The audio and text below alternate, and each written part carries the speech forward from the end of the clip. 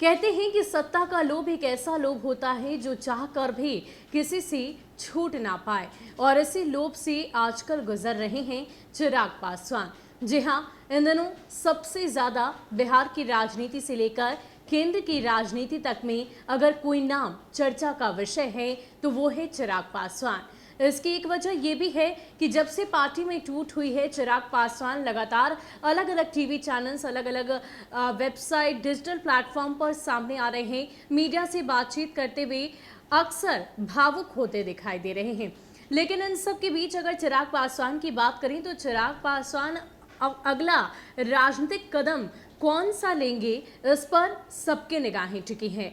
लेकिन इन सब के बीच पहले चिराग पासवान ने शुरुआत की है अपने अस्तित्व को बचाने की। जी हाँ, जरा अगर हम गौर फरमाएं, पिछले पार्टी के दौरान जो टूट हुई, जो पशुपति पारस और साथ ही साथ अगर हम बात करें चिराग पासवान के बीच जो एक तरह की तकरार देखने को मिली, पार्टी में टूट हुई और उसको लेकर कई तरह की चर्चाएं सामने आई।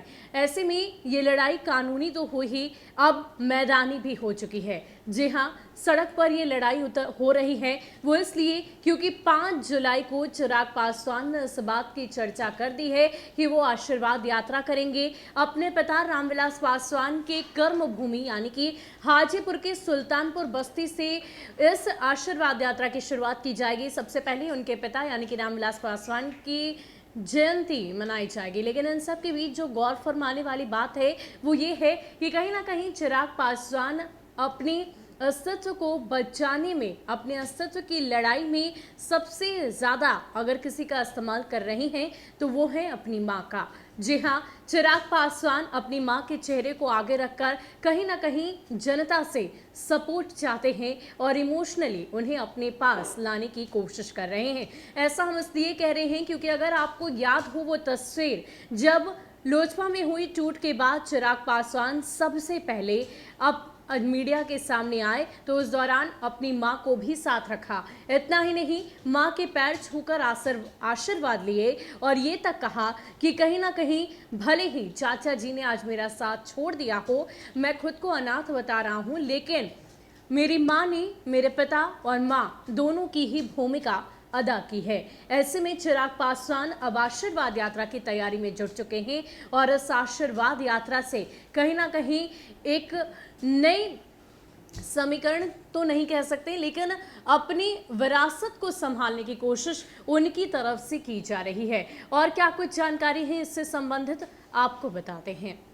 राजनीतिक जानकार इसे भी स्पष्ट तौर पर एक रणनीति का हिस्सा मान रहे हैं कि चिराग पासवान अपनी मां का चेहरा आगे रखकर सियासी लड़ाई लड़ने को बिल्कुल तैयार हैं।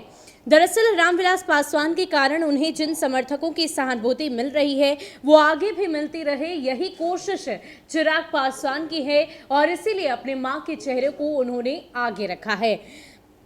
इसके अलावा चिराग जहां पशुपति कुमार पारस की आलोचना करते हैं, वहीं अपनी मां यानी कि रीना पासवान की प्रशंसा करते हुए कहते हैं कि वो उनकी बड़ी ताकत है। पिता के निधन के बाद मजबूती के साथ उनकी खड़ी रही, उन्होंने माता और पिता दोनों का धर्म निभाया है। चिराग यह भी कहते हैं कि पिता के निधन के बाद वो अनाथ नहीं हुए थे, लेकिन अब हो गए हैं। अगर परिवार के लोग साथ नहीं छोड़ते तो बाहर के लोग उनका कुछ नहीं बिगाड़ पाते।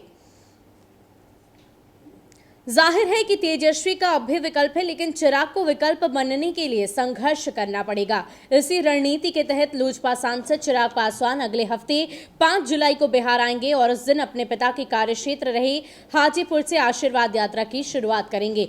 बता दें कि चिराग के चाचा पशुपति कुमार पारस वर्तमान में हाजीपुर से ही सांसद हैं। इसी बीच चिराग का एक वीडियो सामने आया है जिसमें वो अपने पिता रामविलास पासवान को याद करते हुए भावुक होते हैं और उनकी आंखों में आंसू आ जाते हैं। वो कहते हैं कि अपने पिता उनके जहां भी होंगे, परिवार में चल रही चीजों को देखकर बिल्कुल भी खुश नहीं होंगे। तो कहीं ना कहीं चिराग पासवान अपनी मां के चेहरे को आगे करके ये संघर्ष की लड़ाई लड़ने जा रहे हैं। ये सियासी लड़ाई उनकी तरफ से लड़ी जाएगी। ऐसे में अगर चिराग पासवान की बात करें तो 5 जुलाई को पूरी तैयारी पार्टी की तरफ से की गई है। भव्य स्वागत किया जाएगा। पटना एयरपोर्ट से लेकर हाजीपुर तक 500 तोरण द्वार बनाने की बात कही गई है। ये पूरी तैयारी लोजपा की तरफ से की जा रही है। ऐसे में चिराग पासवान की ये संघर्ष यात्रा कौन सा रंग लेकर आती है, क्या वाकई वो अपने पिता की विरासत को संभाल पाएंगे या नहीं, ये एक बड़ा सवाल है। फिलहाल के लिए इतना ही। ज्यादा अपडेट के लिए आप बने रहे न्यूज़ फॉर नेशन के साथ। नमस्कार।